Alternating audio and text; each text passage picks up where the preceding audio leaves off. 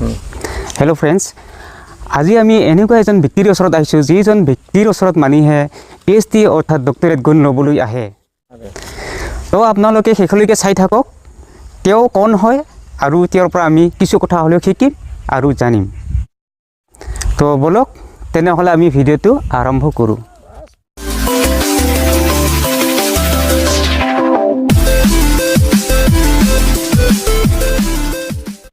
Hello' friends, মই প্ৰথমতে কি কয় আপোনালোকক আমাৰ এই ইউটিউব চেনেলৰ যোগেদি আমাৰ মহান ব্যক্তিক আমি চিনাকি কৰি দিবলৈ ওলাইছোঁ আৰু লগতে মোৰ সতীৰ্থ দুজনক মই কি কয় চিনাকি কৰি দিব ওলাইছোঁ।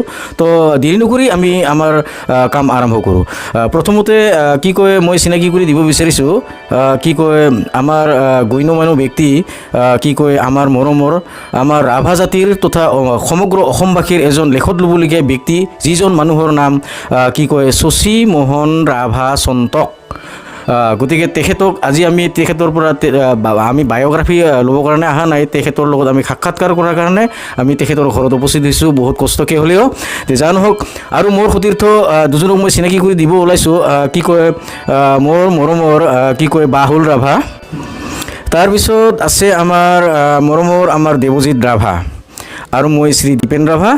তাৰপিছত তেওঁৰ পৰা কিছু কথা জনাৰ কাৰণে আমাৰ শশী মোহন চন্তক ছাৰৰ পৰা কিছু কথা জনাৰ কাৰণে কি কয় আমাৰ মোৰ সতীৰ্থ বাহুল ৰাভাই তেওঁক কিছু প্ৰশ্ন কৰিব আৰু সেই প্ৰশ্নৰ কি কয় উত্তৰ আমি সকলো ৰাইজক আমাৰ ইউটিউব চেনেল যোগেদি আমি জনাই দিয়াৰ কাৰণে যত্ন কৰিম। ঠিক আছে, আমি দেৰি নকৰি আৰম্ভ কৰোঁ। আচ্ছা, ছাৰে এতিয়া আমাক স্পিকাৰটো দিলে, ছাৰলৈ থাকিল ধন্যবাদ। তো আমাৰ ছাৰলৈ নমস্কাৰ। নমস্কাৰ। তো আপোনাৰ পৰা কিছুমান কথা আমি জানিব বিচাৰিম। প্ৰথমতে আপোনাৰ পৰা জানিব বিচাৰিম যে আপোনাৰ উপজা ঠাইখন বা গাঁওখনৰ নাম কি? গাঁৱটো চাটাবাৰী আৰু পাৰাটো আমাৰ ধামপ্লাং পাৰা। আচ্ছা আচ্ছা আচ্ছা। তাৰপিছত আহিল আপোনাৰ শুভ নামটো ক'ব নেকি? নামটো আমাৰ স্কুলৰ চাৰ্টিফিকেটটো শশী মোহন ৰাভা চন্তক লিখিছে আৰু এনে কিতাপতো মোৰ শশী মোহন চন্তক বুলি চব কিতাপতে পাব। আচ্ছা আচ্ছা আচ্ছা। যিকোনো অফিচতো পাব। আচ্ছা আচ্ছা। এনেকুৱা কিতাপ আৰু যিমানখিনি মানুহগিলান ডক্টৰ লৈছিল সিহঁতৰ লগতে শশী মোহন চন্তকে পাব। কিন্তু স্কুলৰ চাৰ্টিফিকেটত শশী মোহন ৰাভা চন্তক দিল আৰু ৰাভা নাথাকিলে বোলে কিবা NRC অফিচত নাম নাহে, সেইকাৰণে ৰাভা এটা দিব লগা পৰিল আৰু। ঠিক আছে, আমি ইতিমধ্যে গম পাই গ'লোঁ তাৰ পৰিচয়খিনি। এতিয়া বৰ্তমান আপোনাৰ বয়সটো কিমান চলি আছে আমাৰ দৰ্শকসকলক কৈ দিলে খুব ভাল আছিলে। মোৰ বয়স বৰ্তমান 66 বছৰ হ'ল। 1952 চনৰ জন্মটো বৰ্তমানলৈ 66 বছৰ বয়স হ'ল আৰু। 66 বছৰ। ঠিক আছে, এতিয়া আমি জানিব বিচাৰিম যে আপোনাৰ শিক্ষাগত অৰ্হতা কিমান আছিল বা কিমান দূৰলৈ আপুনি পঢ়িছিল? মইতো এই খালি ME স্কুলতে পঢ়িছিলোঁ আৰু। আচ্ছা, ঠিক আছে ছাৰ, আপোনাৰ পৰা এটা কথা আৰু জানিব বিচাৰিম। আমি জানামতে আপুনি VCD কথাছবিৰ লগতো জড়িত। আপুনি বৰ্তমান কিমানটা VCD কথাছবিত অভিনয় কৰিছে ক'ব নেকি? আৰু আপুনি কি কি ভাষাত কথাছবি কৰিছে দৰ্শকসকলক কৈ দিলে খুব ভাল হ'ব।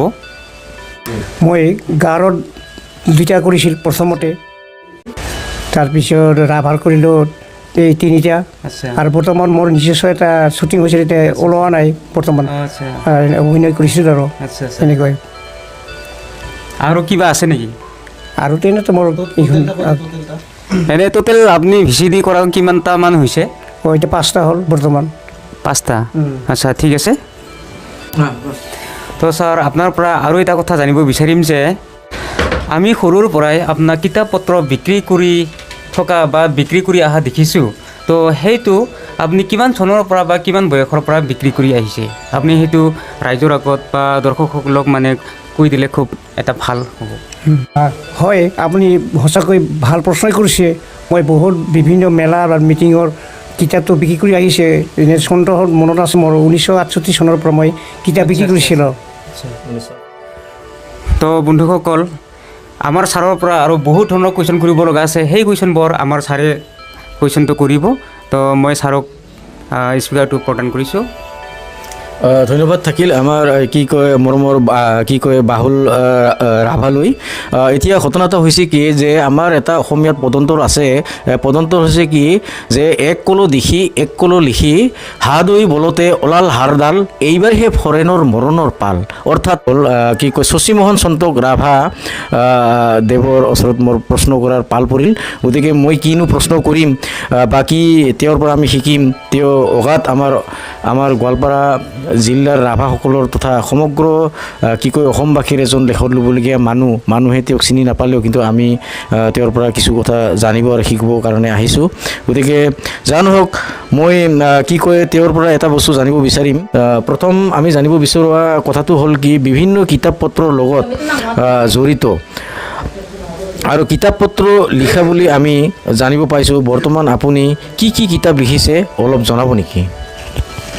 মোৰ কি নিজস্ব লিখাটো হয়। নিজস্ব মোৰ প্ৰথমতে চাৰিদিনৰ চিনা প্ৰথমতে 1963 চনত 73 চনতে ওলাইছিলোঁ আৰু তাৰপিছত চাৰি ভাষাৰ সংখ্যা গণনা, বাৰাই হৰি বাৰাই ফান্না, এনেকৈ 13 ভাষাৰ সংখ্যা গণনা আৰু এই আমাৰ এই কিবা তনুক চানি চাই এনেকৈ 8-9টামান হ'ল আৰু কিতাপটো লিখাটো বৰ্তমান সংকলন এনেকুৱাকৈ বহুত কিছু লিখিলোঁ। হয় সঁচাকৈ ক'ব লাগিব এনেকুৱা বিৰল এজন মানুহ, ইমান বিৰল মানুহ আমি আমাৰ ৰাভাৰ মাজত আচলতে পোৱা খুব কঠিন। যা নহওক আমি আহি একচুৱেলি আমাৰ কম সময়ৰ ভিতৰত কিছুমান কথা আমি কি কয় ৰাইজক অৱগত কৰিব নোৱাৰিলেও যিখিনি পাৰা যায় তো আমি আপোনালোকক আমাৰ এই চেনেলৰ যোগেদি আমাৰ কি কয় জনাব বিচাৰিছোঁ যে তেওঁ যে এজন লেখত ল'বলগীয়া এজন ব্যক্তি, তেওঁ অকল ৰাভা জাতিৰে নহয় সমগ্ৰ অসমীয়াৰ পৰা আৰম্ভ কৰি আমাৰ মানে মানৱ জাতিৰ সম্পৰ্কতে তেওঁ এজন ওতঃপ্ৰোতভাৱে এজন খুব ডাঙৰ এজন ব্যক্তি। তেওঁৰ কি জ্ঞান নাই। শশীমোহন ছাৰৰ পৰা আমি আৰু এটা কথা আমি জানিব বিচাৰিম যে ৰাভাসকলৰ বাৰাই হৰি সম্পৰ্কে আপুনি কিবা ক'ব নেকি?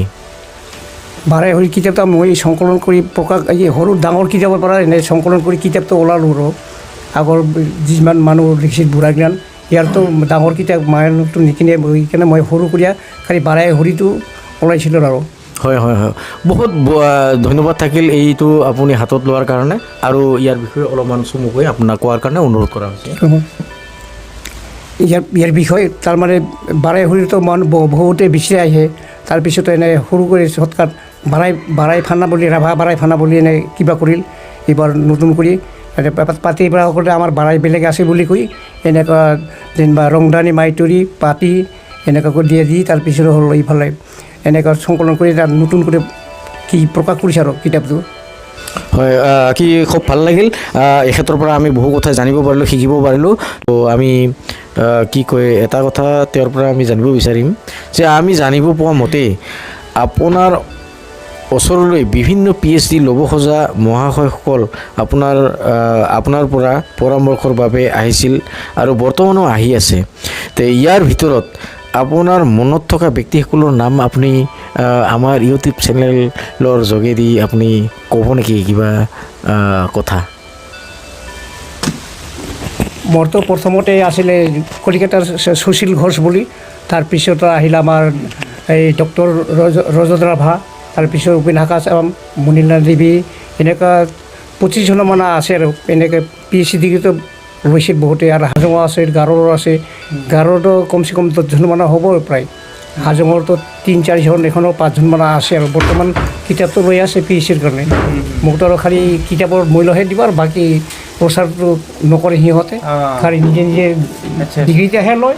কিন্তু মোৰ পিনে আৰু ফ্ৰী নাছে আৰু ডক্টৰ হ'লে বাছ আৰু কোনো কথা নাই। এইফালে কেৰেলাৰ পৰা UV জৰ্জ মোৰ পৰা ভাষা শিকি কিতাপ লিখিল, ৰাভা ডিক্সনেৰীও লিখিল, এই কিতাপ ওলাল।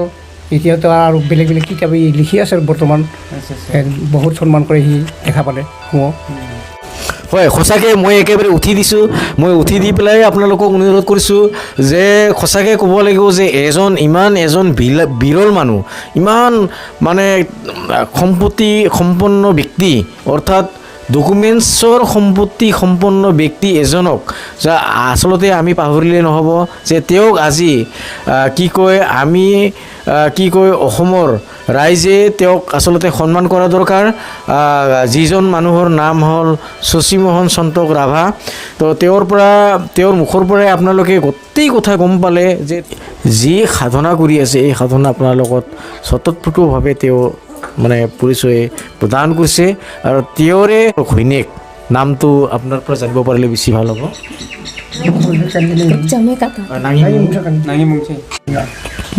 মোৰ নাম সুচিমি। খুব ভাল লাগিল। আমাৰ আজি মহান ব্যক্তি আমাৰ ছাৰ শশীমোহন ৰাভা সন্তক ছাৰে যি তেওঁৰ বহুমূলীয়া সময় আমাক দিলে, তাৰ কাৰণে তেওঁক আমি বহু আমাৰ কি কয় দিবানী চেনেল তৰফৰ পৰা আমি বহুত বহুত ধন্যবাদ দিছোঁ। আৰু ইয়াৰ লগে লগে আমাৰ চেনেলৰ তৰফৰ পৰা গতিকে আমি তেওঁক এটা সম্বৰ্ধনা দিব বিচাৰোঁ কি যে কি কয় তেওঁৰ সুস্বাস্থ্য আৰু সুদীৰ্ঘায়ু কামনা কৰি আমি আমাৰ আজি এই চেনেলটো আমি কি কয় ইমানতে শেষ কৰিব বিচাৰিছোঁ। পৰৱৰ্তী সময়ত আপোনালোকে ইউটিউব চেনেল চাই থাকিব আৰু ইউটিউব চেনেল নহয় আমাৰ দিবানী চেনেলটো চাই থাকিব। আপোনালোকে এওঁৰ জীৱনৰ সম্পৰ্কে বহু কথা জানিবলৈ আৰু শিকিব পাব। ধন্যবাদ। হেল্ল' ফ্ৰেণ্ডছ, আপোনালোকে এই ভিডিঅ'টো বহুত ধৈৰ্য সহকাৰে চাই থকাৰ বাবে বহুত বহুত ধন্যবাদ।